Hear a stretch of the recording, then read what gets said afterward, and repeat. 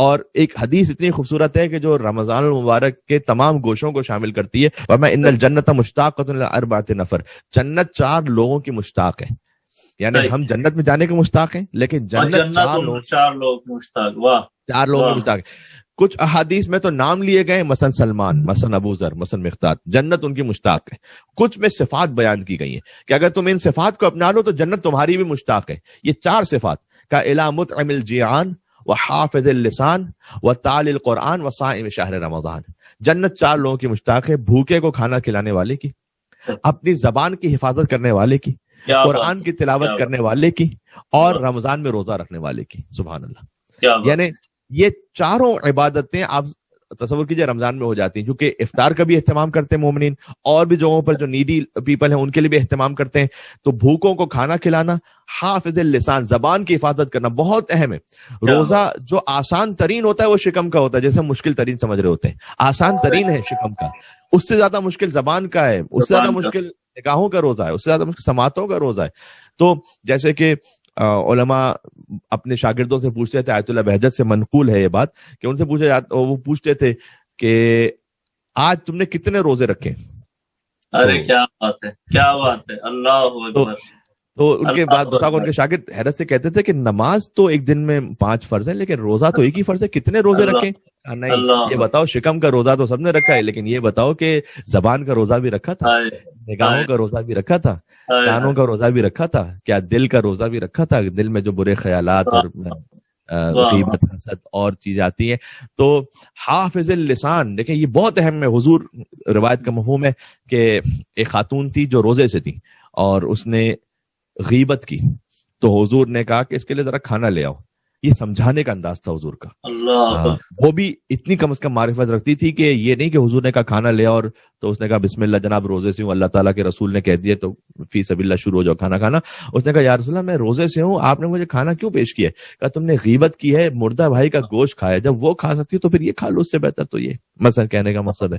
تو حافظ اللسان، زبان کی حفاظت کرنا بہت اہم ہے. روزے میں اپنے آپ کو کنٹرول رکھیں. ویسے روزے میں سچ ٹیمپر ہائی ہو جاتا ہے، بعض لوگوں کا غصے میں ہوتے ہیں، ایک دوسرے کو پتہ نہیں کیا کیا باتیں سنا دیتے ہیں. قبلہ سب سے زیادہ پاکستان اور ان ایسے ملکوں کے روڈوں پہ لڑائیاں ہی رمضان میں ہو رہی ہوتی ہیں اسی وجہ سے. میں انہیں بھی بہت زیادہ بلیم نہیں کرتا، بیچارے وہ بھی کئی دفعہ مزدور ہوتے ہیں، محنت کش ہوتے ہیں، وہ آ رہے ہوتے ہیں، اتنی شدید گرمی ہے اور پھر ٹریفک کا انتظام ٹھیک نہیں ہے، اور پھر کئی مرتبہ پروٹوکول کے لیے ٹریفک روک دی جاتی ہے، بڑے صاحب گزر رہے ہیں، تو ظاہر ہے کبھی کبھی انسان کا ٹیمپر، شاید اگر میں ان کی جگہ پر ہوتا تو اسی طرح سے کر رہا ہوتا یا کیا. تو میں ان کو اتنا قصوروار نہیں کہتا یا ان کو اتنا بلیم نہیں کرتا، لیکن بہرحال آپ سے میں ریکویسٹ ضرور کر سکتا ہوں ان سب مومنین سے اور سب مسلمانوں سے اور سب انسانوں سے کہ آپ اپنے آپ کو خیال رکھیں، ٹیمپر کا، اپنے غصے کو کنٹرول میں رکھیں. تو مطعم الجیعان، بھوکے کو کھانا کھلانے والا، اپنی زبان کی حفاظت کرنے والا، تالی القرآن، قرآن کی تلاوت کرنے والا. روح رمضان ہے تلاوت قرآن. مولانا نے ارشاد فرمایا ہے کہ ہر شے کی ایک بہار ہے، اور قرآن کی بہار ربیع القرآن شہر رمضان، رمضان کا مہینہ ہے. تو قرآن کی بہار کا مہینہ ہے رمضان، وصائم شہر رمضان. ان 4 امور کو اگر ہم سنبھال لیں اس رمضان میں، اگر ہم عہد کرنے، آج پہلے پروگرام میں آپ سے ذکر کر رہا ہوں کہ ممکن ہو بھوکوں کو کھانا کھلائیے. اس میں ویسے بھی افطار کا اہتمام ہے. صحابہ کرام نے پوچھا تھا حضور سے کہ یا رسول اللہ اگر ہم افطار نہ کروا سکے، کیونکہ افطار کروانے کا بے انتہا ثواب حضور نے بیان کیا، اللہ تعالیٰ کی جانب سے جہنم سے رہائی ہے، جنت کا وعدہ ہے.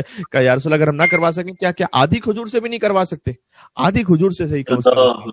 یہ حضور نے ایک مثال دی. میرے سارے سننے والے الحمدللہ اتنے صاحب استطاعت ضرور ہیں کہ وہ آدھی کھجور سے زیادہ ہی کا اہتمام کر سکیں. تو جتنا آپ صاحب استطاعت اور حیثیت ہیں اس میں اہتمام کی ضرور نہیں کہ آپ افطار پارٹی کا اہتمام کریں گے تو آپ 100 لوگوں جب تک نہیں بلائیں گے اور کوئی لیوش اہتمام نہیں کریں گے، وہ تو بسا اوقات تھوڑا سا خود شریعت کی حدود سے باہر نکل جاتی ہے بات. لیکن چاہے آپ کسی ایک مومن کو، 2 مومن کو، اپنے ہی عزیزوں کو، بہن ہیں، بھائی ہیں، پاکستان میں اگر لوگ سن رہے ہیں تو آپ اپنی بہن کو گھر پہ بلا لیں، بھائی کو گھر پہ بلا لیں، پڑوسی کو افطار بھجوا دیں، ماں باپ کے لیے افطار کا اہتمام کریں. یہ بھی وہی افطار کا اہتمام کرنا ہے. حضور نے کہا چاہے آدھی کھجور کے ذریعے سے افطار کا اہتمام کرو. اور حافظ اللسان، زبان کی حفاظت کیجیے.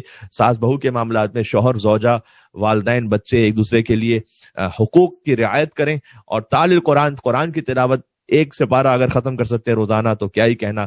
اور صائم شہر رمضان، اور جو رمضان کے روزے کو رکھنے والا ہے، اللہ تعالیٰ نے وعدہ کیا ہے کہ تم جنت میں کیا جاؤ گے، جنت تمہاری مشتاق ہے. 4 باتیں